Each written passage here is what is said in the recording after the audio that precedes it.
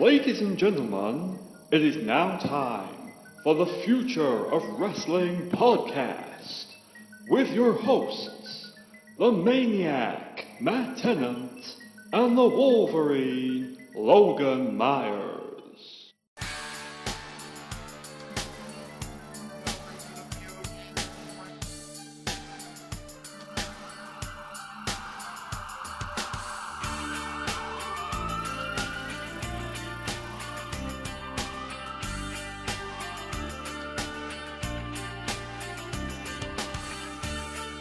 My friends, welcome to the Future of Wrestling podcast, episode 2. I am the Maniac Matt Tennant, alongside the Jerry Lawler to my Jim Ross. He is the Wolverine, Logan Myers. And Logan, we have a huge announcement coming up in just a bit, but first of all, where can people check you out on Twitter, Facebook, Tinder, if you have an account there, I don't know, and all that good stuff? First of all, I'm not Braun Strowman. My Twitter is at LoganMyers144. And check us out on Facebook, Future of Wrestling Podcast. We do have a page now, so please go like the page. And please, of course, hit the like button on this video right now and subscribe, because this is Future of Wrestling Podcast. But first, Matt, where can they check you out on Twitter, and if you have a Tinder? I do not have a Tinder, but you can check me out on Twitter, as always, at TennantFutureDW. And I also think, Logan, it's worth mentioning that people can find us also on Slampigs. You can find Logan on Cruise Control. You can find me on Union Smack. And that's all the whoring over with, I think, Logan. They know where they can find us. Don't forget, Matt, your Christian Mingle page site. Please tell them. My Christian Mingle site? Yes, your Christian Mingle site. I don't know what you're talking about. It's a dating website for Christians. Oh yeah, look for my profile on that, everyone. You won't fail to see my big grinning face on there. Oh my God! What are we doing? Right, Logan, episode 2, and we have a huge announcement. We're already trying to go 3 hours. Damn it! We are. Damn it! Come on, we have a huge announcement for our viewers. Ladies and gentlemen, we are changing the format from now on. We will be doing the What If segment, the Hot Seat segment. Future Now News will stay a constant basis on our show, but the Raw and SmackDown review has been canceled because too many podcasts are doing it. And me and Maniac Matt, we just think this is the opportunity for everybody to witness the NXT review. We are no longer on SmackDown. We are doing NXT. Ladies and gentlemen, nobody's doing, not many podcasts are doing NXT. So we are the future. NXT is the future. The future is here, and the future is now. Very well said. Very well said, my friend. And I believe, can I just say, I didn't say this to you off air because I totally forgot. I'd just like to say a big thank you to everybody who has subscribed so far, who has watched our first episode, and I've got nothing but positive reviews back for that. So if you are one of the 70-ish people so far who watched and listened to that, thank you from myself and Logan very much. Logan. Definitely, but first off, for us, we're going to go right into our very first segment. It is the Hot Seat segment of the week. And this is, we both get a total of 60 seconds for each of these Hot Seat segments. So number 1, who is a better feud for John Cena at SummerSlam? For John Cena, is it AJ Styles or Jinder Mahal? Go. I'm going AJ. No, I'm not. I'm going Jinder Mahal. I think AJ Styles and John Cena has been done to death. I think it ended at the Royal Rumble with Cena beating Styles for the title, and I just don't see what WWE could get out of rehashing that feud for a different championship. I actually have to agree with you with Jinder Mahal, but at the same time, I just can't take Jinder Mahal seriously. I know it's family dinner time for Travis if he was here. he would probably jump on here with a cameo and say, "Don't hinder the gender," but I'm going with Jinder Mahal. Here we go again, Logan. We're agreeing on everything. I knew it. It's always something with us. But who is the better heel? Braun Strowman, Samoa Joe, or Kevin Owens? What do you got, Matt? Controversial choice, possibly. Kevin Owens. I think he's done a constantly good job since he's come up to the main roster. Even in NXT, he blew the competition away. I know Joe and Braun are monster heels, but for me, in the ring, I think Kevin Owens backs up his heel status with some brilliant technical wrestling. I do agree with you on that. I think Kevin Owens is a very good guy on the mic. I think out of the three, Kevin Owens is the best on the mic. But as of right now, Kevin Owens doesn't have a really future. You just don't know what's next for him. I got to go with Samoa Joe because he's even made Brock Lesnar a fan. So I got to go Joe. Yeah. I think it's telling neither of us said Braun, because I just think Braun is a made man in the company right now. Yep, Braun is a Vince McMahon guy, so he is. You got that. But and you know Vince McMahon got a massive erection when he saw Braun Strowman walk through the door, and that's, I think, all we'll say on Braun. So, ladies and gentlemen, right now we are going in to our first proper segment of the evening, our first popular segment, Logan, because a lot of people love this, and it is, of course, Future Now News. And our first subject on this week's Future Now News is something we've been talking about, Logan, a lot recently, and that is potential matches for this year's SummerSlam. Now, we're not going to go down the whole SummerSlam card of what could be, what might be, what probably will be. We've decided to concentrate on the main event of the evening. The main event, which, as we talk right now, is still to be settled on Raw tomorrow night over the Universal Championship.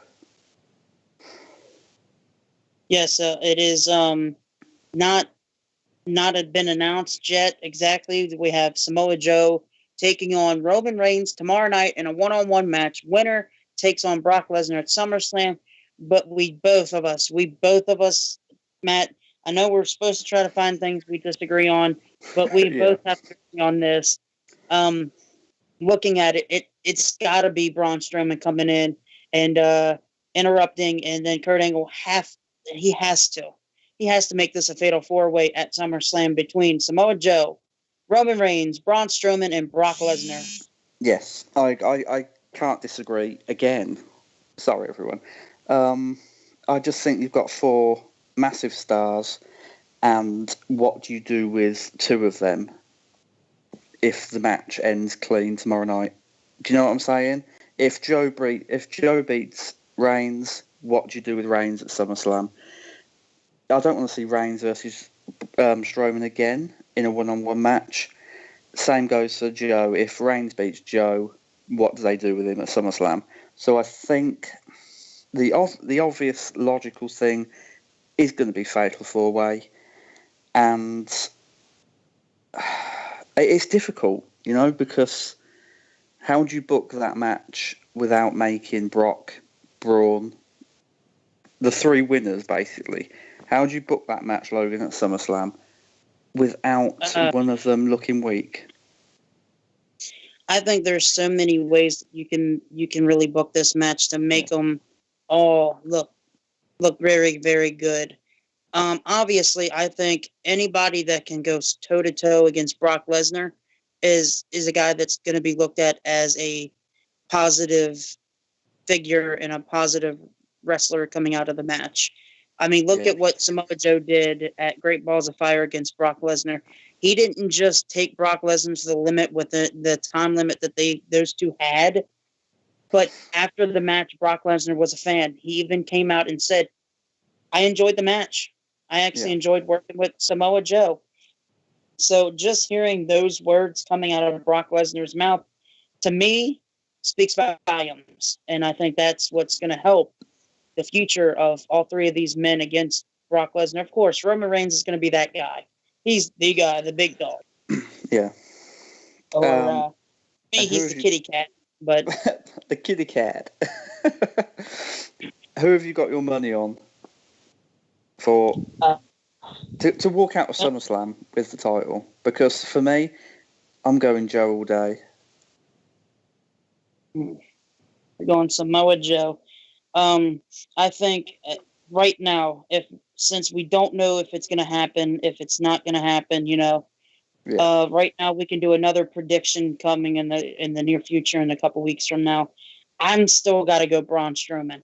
I think Braun Strowman showcased a lot against Roman Reigns. He's given Roman Reigns a run for his money in all the matches they've stepped in the ring against. But some part of me is saying maybe Brock Lesnar even retains the belt tonight. That's a scary situation to even think of. Really? I don't see it. I think Raw needs that title on television weekly. From some of the rumours we've heard of pertaining to the Intercontinental Championship, which we won't go into here, I just think that they need it. It's been off of television now for way too long. And I just think they desperately need that title back. I don't see what we can invest in that belt, Logan, if they don't return it full time pretty soon.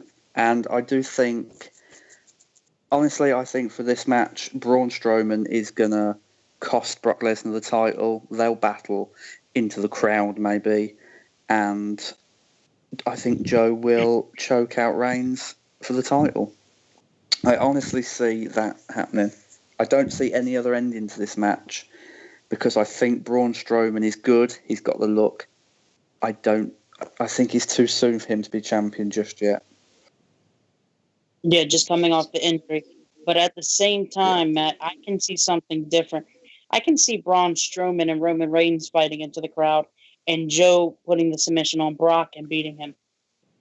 Do you really think that would happen though? Like, I am of the opinion that if they were going to do that, they'd have done it at Great Balls of Fire. Like, if they were going to have Joe beat Brock. This is the only way they can do it, and I'm going to say it right now. Braun Strowman hits his finisher on Brock. Brock, of course, he's going to get up, and then Roman Reigns spears him, and then he spears Braun Strowman out of the ring. They start fighting up the ramp. Joe comes in his sneaky way, kind of like an edge type way, and just hits the submission on him, and just Brock just goes to sleep. He doesn't tap.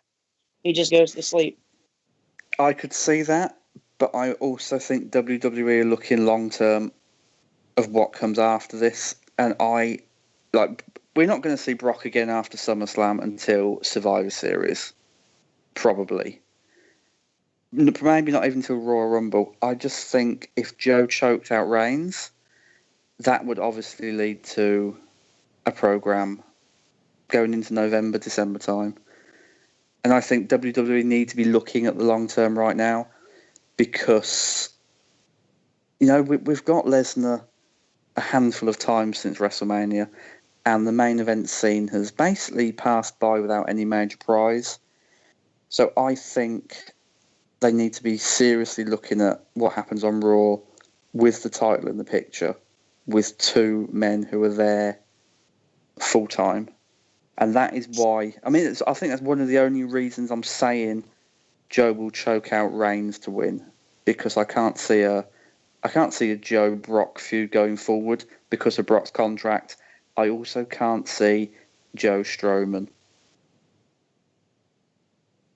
That's good. Very, very good point. I think that's all I can really say because prediction-wise, we just don't know yet. So going into I think every week that we have our show, we should try to predict and talk about one of the matches that is rumored to happen at SummerSlam. So speaking of that, I think next week we should go and talk about the rumored match against Rusev and Shane McMahon. What do you think? I think that's a very good idea because I know I've got views on that. I know you've got different views on that. And I know our good friends listening will probably have even different views to both of us. So I think that's a really good talking point for next week. I do believe. I think moving on for future of now news, we have the Paige and Del Rio situation that's Oh going. boy. And Matt, please tell the listeners if they don't know, if they haven't heard, any of the news, or if they have been living under a rock, like Michael from the Slam Pigs.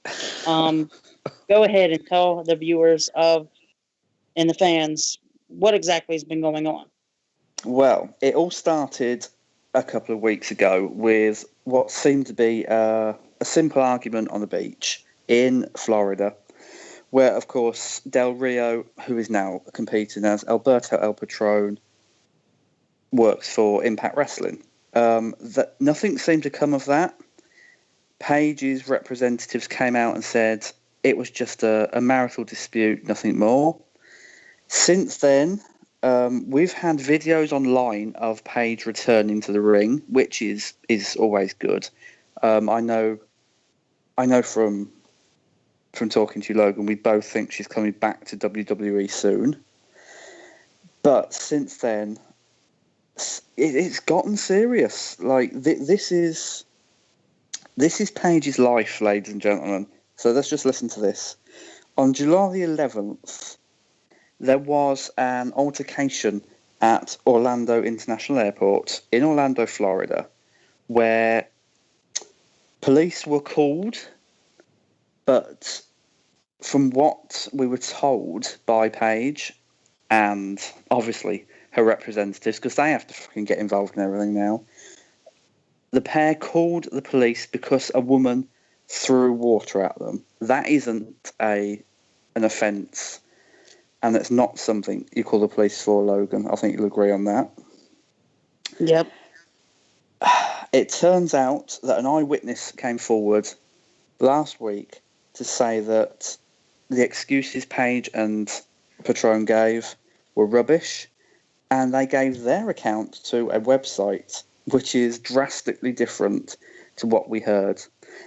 Paige accused Alberto El Patron of basically ruining her life, basically ruining her career, and being an abusive husband.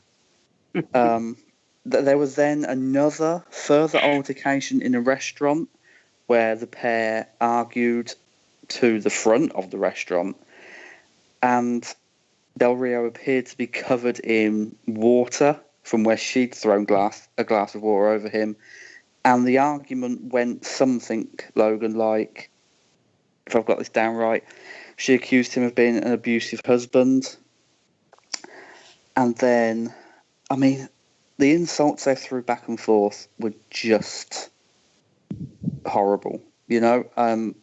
Yeah, especially the one, Matt, that he accused her of having the Coke in her bag, and then going on to say to her face, "I hope your uncle dies in the hospital," which in real life he is in the hospital and was having some issues. We did see that on social media. Yeah. Matt, that's just one thing you just don't do. As a husband, as anything, you just don't go that far. You don't go that far, and you don't go that far to someone you don't know or have just had an argument with in the shop or the pub. This is your wife, Logan, you know?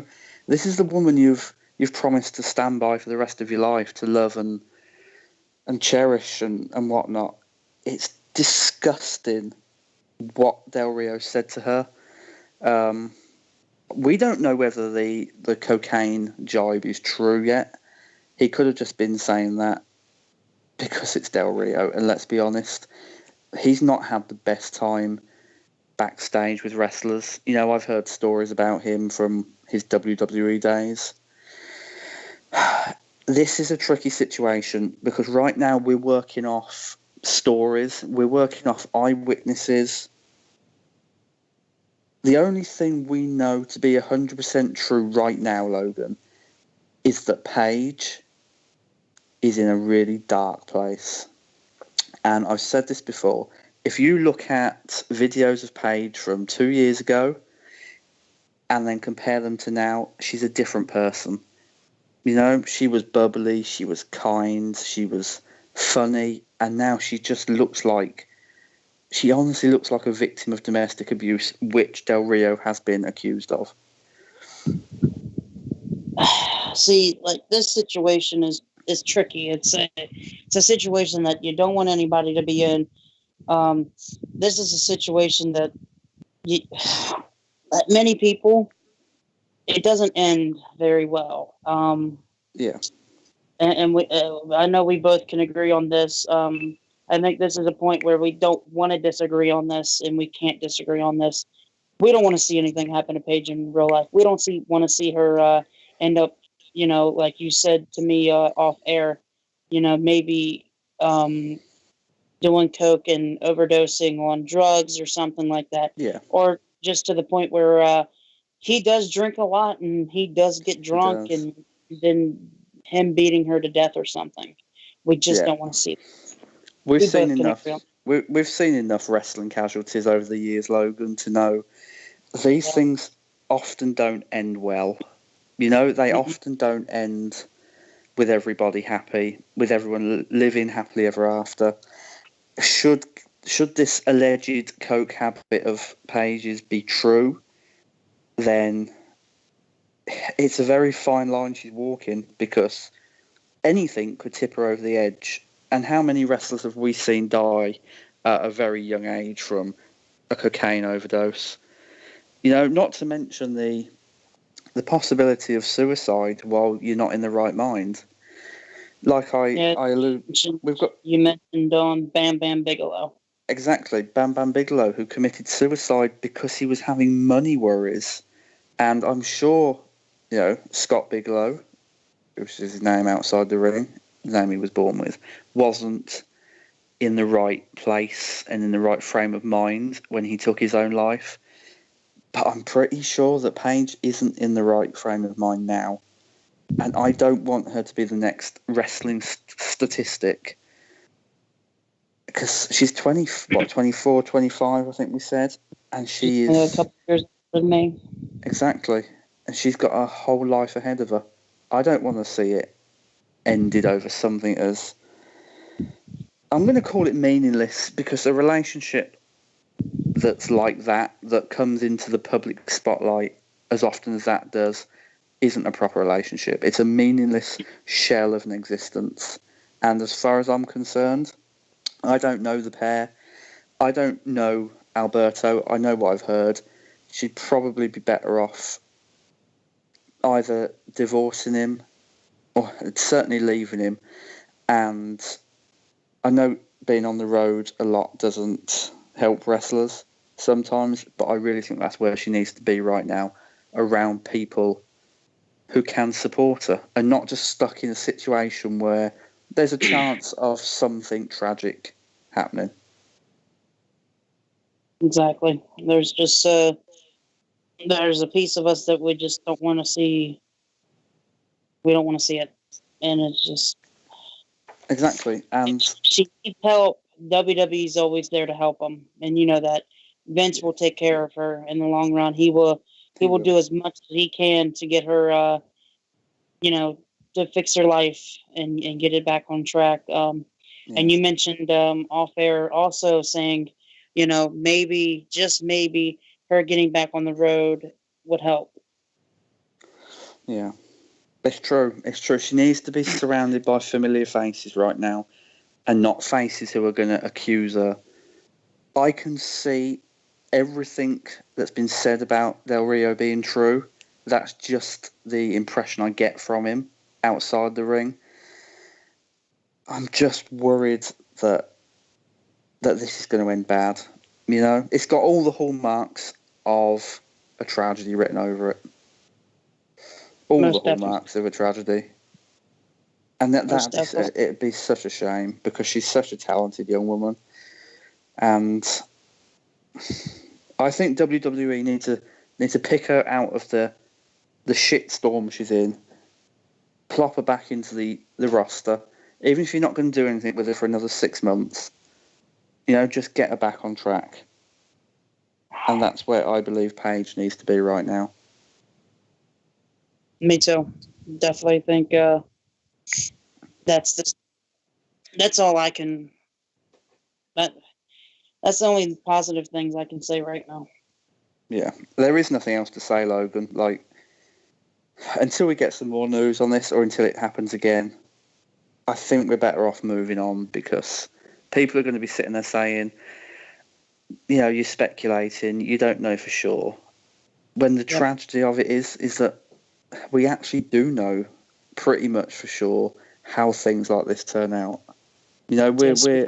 We're old enough, we've been around the business long enough, and new fans coming in might not know it, but we've seen it too many times. Like I said, with Bigelow, with Mike Awesome, let's not get on to the Chris Benoit tragedy, but we've seen it we've seen it one too many times to know that this really doesn't have a happy ending. Exactly. I think it's time to move on. It is time to move on, and we're going to move on to something a bit more upbeat, a bit more speculative, Logan. We're moving on to tomorrow night, and what I would say is Raw's biggest storyline right now, the Kurt Angle mystery. For anyone who doesn't know about this, Kurt Angle has been getting mysterious texts. He's been talking to someone, in inverted brackets, on the phone during Raw. Was there not an angle, Logan, where he was talking to someone and said, "We'll tell them the truth," or something like that? And then he said, "I love you" at the end of it. Exactly. If none of the fans know, Kurt Angle and them will tell the truth on tomorrow night's Monday Night Raw. And there was breaking news that Kurt Angle will have an interview right after Raw ends on USA, right on the WWE Network. So tune in to that tomorrow night for Monday Night Raw. But that is not what we're here to talk about, Matt. We're here to talk about... It's hard, because he's still got it. Does Vince McMahon see that, though? Or is Vince McMahon thinking... Is Vince McMahon thinking money in that, what if something happens to Kurt Angle? If I was Vince McMahon... I mean, he was so hesitant for years to not re-sign him as a wrestler because of his physical condition. He's older now. Believe it or not, people listening, Kurt Angle is actually in worse physical shape than The Undertaker was, and that's saying something. I'm just not sure. With the neck is a tricky situation. It is, and one wrong move, and I don't want to see him paralysed in the middle of the ring. I'm not interested in that at all. I'm just not sure, Vince. I think this is the perfect feud for him to be like, "Hey, listen, Triple H can take care of him in the ring." That is true, he can. I'm just not sure Vince McMahon would want Kurt Angle wrestling more than one more time at all in his career. And I'm just not sure I'd book this before WrestleMania. I mean, we'll have to see where this goes tomorrow night. And then, obviously... It's the only way we're going to find out where this goes and how far it goes. And yeah, it is. And I'm sure we can touch on this again next week if need be. But I think we can definitely make it something to talk about next week. And Logan, that brings us on to our final segment this week. No Raw, no SmackDown. Next week we start brand new with NXT. That brings us this week onto our final segment, and that is What If? And for everybody who doesn't know this, we get 15 minutes to talk about a wrestler or wrestlers who should have been a champion, whether it's world champion, intercontinental champion, tag team champion, etc., but never was. And we basically look at what could have happened if they were. And Logan, tell these good people exactly who we've chosen this week. We've both came to the conclusion that the one person, usually we both pick a separate person, but for this week, we have to go with the same person because hands down, one of the best on the microphone and one of the best as a heel, Rowdy Piper, hands down, should have The been a hot world rod. champion. The hot rod, the Piper's Pit, the guy that should have been and could have been to me personally, a bigger world champion than Hulk Hogan. Yes. There's Yeah. money. You talk about the CM Punk and how you think you could nowadays, if you brought CM Punk back, you would make millions more money, millions more. I Yeah. think back in the day, they could have made a lot more money if they would have put that belt on that title on Piper. They could have made so much more money, you're right. And this show has been mostly us agreeing with each other this week, so apologies for that. Anyone who wants to see conflict, but you just can't argue on some things, Logan. And Roddy Piper, he could have been WWE's greatest heel. I mean, I know people are going to say the Mr. McMahon character, and a few other names in there. But I think Roddy Piper, if you never saw Roddy Piper in 84, 85, you need to go back and watch. I'd say that not even just one or two segments, I'd say the majority of his run as a heel, because it is something special. And as we've got plentiful time on this, let's fill the people in. In 1984, Roddy Piper was in a feud with Bruno Sammartino, who, of course, is still the longest-running WWE champion to date. Sammartino was past it, let's be fair. You know, he'd had such good runs that in a time ruled by Hulkamania, he never really stood a chance of recapturing that glory. Their feud ended in a steel cage match, which maddeningly Piper lost for some reason. You've got your biggest heel, Logan, and this is where I get annoyed that even in 1984, Vince couldn't see how things should work. And I know we're not trained in wrestling, but we've been fans for long enough to know how things should work. Piper lost that feud to Sammartino, even though the company knew he was going to be their next number one contender. Now, if that's me, I'm booking that match for Piper to win. Doesn't have to win clean, obviously. It's 84. He's a heel. Doesn't matter. But I want Piper, if it's my company, to look unbeatable when he faces Hogan for the title. I completely agree. Vince McMahon, you said off air that you wish you had 10 minutes to get to sit down with Vince McMahon and straight up ask him, why did you never book Piper as a world champion? That's hands down the question that both of us would be. I think that would be the very first question we ask.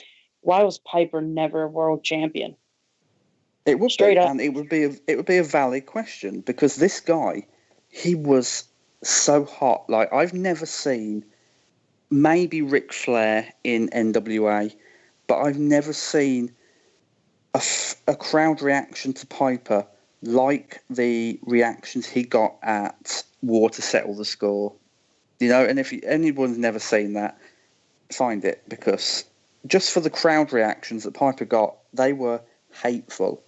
The feud we're talking about, where Piper should have become WWF champion back then, was of course the feud with Hulk Hogan. That began on December the 28th, 1984, with the appearance of Cyndi Lauper, who was promoting the whole rock and wrestling connection.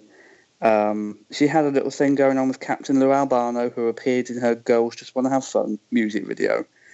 She presented Albano with an award. Roddy Piper, who was, Logan, a known bad boy behind the scenes back then. Even Vince McMahon has said that he was hard to handle. He took offence to anyone who wasn't a wrestler coming into the wrestling industry. and basically taking spots that belongs to professional wrestlers. The same would happen with Mr. T later on. He attacked Cyndi Lauper and Captain Lou Albano. And of course, who makes the save? Hulk Hogan. There's more to that attack than the scripted one that happened. Piper did viciously lay into Lauper without Vince McMahon's knowledge that he was going to go that far. But that's not what's in question right now. The pair would fight at Water Settles the Score on, I believe it was February the 18th, 1985, where, for me, Roddy Piper should have beaten Hulk Hogan for the title. He didn't. Hogan won by disqualification. There was a big schmoz with Orndorff, Bob Orton Jr., who is, of course, the father of Randy Orton, and Mr. T. It was bad booking for me. And I believe the only reasons they didn't make Roddy Piper champion was because, one, they wanted a massive attraction for the main event of WrestleMania 1, which was coming up. And two, Vince just couldn't get his head out of Hulk Hogan's ass. You know, he had his head shoved so far up Terry Bollea's ass that he could see the reflection in his boots. Ladies and gentlemen, you can now say that we've heard the word ass come out of Matt's mouth. I'm marking it down on my calendar right now. I heard the word ass come out of your mouth. No, I agree to a certain extent. Hulk Hogan was definitely that face of the company, the John Cena of the company, the Rock of the company, the Stone Cold of the company, the Shawn Michaels of the company. But as a heel, Piper was no doubt about it, the guy that should have been, that could have been, and if I was booking it, would have been the next world champion, the longest reigning world champion in WWF or WWE, hands down. I don't know what they were thinking. I guess they didn't think. I wonder if Vince McMahon thought that Roddy Piper wasn't that guy. I hope not. Maybe it was more of he saw how he was acting backstage and thought of him as a liability. Maybe that was it. That could have been it. Honestly, I think that's something that you really you could think. That's a good question. And I'm sure he was a massive liability, Logan. Just give us 10 minutes with Vince. I mean, that's all we ask. 10 minutes and we'll ask. 10 minutes, Vince. And, you know, I promise I won't call you a motherfucker on air, but to your face, anyway. Just come on, Vince. Come on to the future of wrestling and let us ask you for 10 minutes why you didn't do this and why you didn't do that. You technically didn't call Vince McMahon a motherfucker, but I will call Michael a motherfucker because they're going live. I know this is a edited video, and he's going to hear this. So I know no matter what, I feel bad for Travis because if they didn't go live, that's a lot of editing because all you'll hear is throwing up in the toilet because you have a drunk as your co-host. Jesus Christ. So at the end of the day, he should be listening to this freaking podcast because you know what? Fuck it. He needs to take some notes on how to actually do a fucking podcast. And on that note, Logan, I think we're done this week. I think we successfully navigated the waters and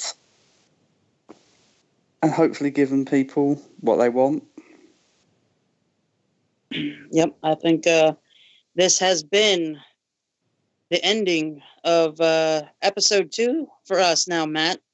Yes, we will be back next week, though. Okay. We will be back next week, Logan. That's not...